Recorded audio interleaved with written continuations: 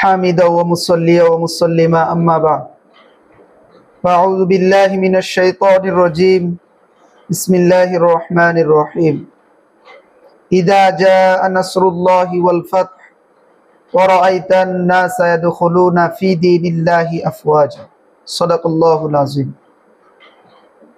প্রিয় উপস্থিতি, আজকে 5ই আগস্ট, গত এক বছর আগে এই দিনে বাংলাদেশে একটি গণ অভ্যুত্থান ঘটেছিল। গত 16 বছরের স্বৈর শাসন,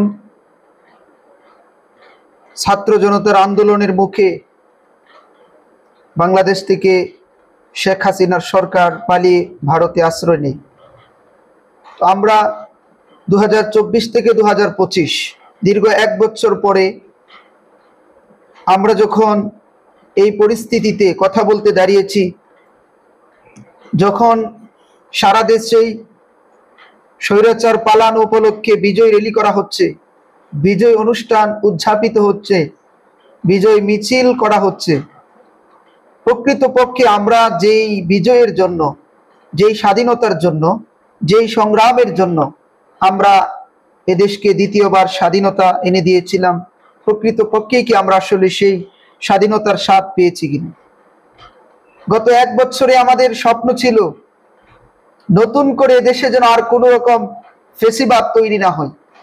আমাদের স্বপ্ন ছিল একটি সুন্দর সমৃদ্ধশালী রাষ্ট্র গড়ার, যেখানে কোনো মারামারি, হানাহানি, কাটাকাটি থাকবে না। আমাদের মনে হয়েছিল গত 55 বছরের যে অবহেলিত, নিপীড়িত যে রাষ্ট্র আমরা পেয়েছি, সেখান থেকে আমাদের উত্থান ঘটবে। কিন্তু না, আমরা 1971 সালে পাকিস্তানের গোলামির জিঞ্জির ভেঙে আমরা ভারতের দাসত্বে পরিণত হয়েছিলাম। ভাগ্যের নির্মম পরিহাস, আমরা যখন 2024 গণ অভ্যুত্থানের মাধ্যমে এদেশ থেকে স্বৈরাচারকে বিদায় করে আমরা যখন ভারতের দাসত্ব থেকে নিজেদেরকে মুক্ত করেছি, ঠিক তখনই ইন্টারিম অর্থাৎ এনজিও সরকারের মাধ্যমে আবারও আমেরিকার গোলামিতে আমরা পরিণত হচ্ছি।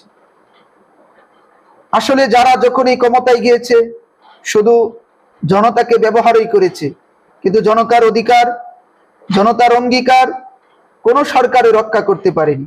সম্মানিত উপস্থিতি, এই পর্যায়ে আমাদের সময় এসেছে, সুযোগ এসেছে ঐক্যবদ্ধভাবে ইসলামকে বিজয় করার, ঐক্যবদ্ধভাবে ইসলামকে রাষ্ট্রীয় ক্ষমতায় আনার, ঐক্যবদ্ধভাবে ইসলামকে সমন্বিত করে আমরা এই দেশকে আবার একটি সমৃদ্ধশালী রাষ্ট্র হিসাবে গড়ে তোলার।